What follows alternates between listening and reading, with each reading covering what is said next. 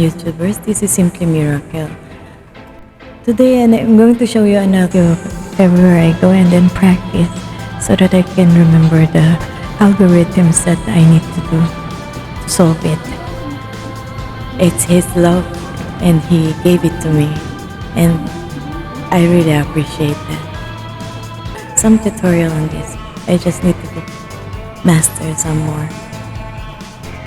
But for now, I think I'm going to rest a little. Up.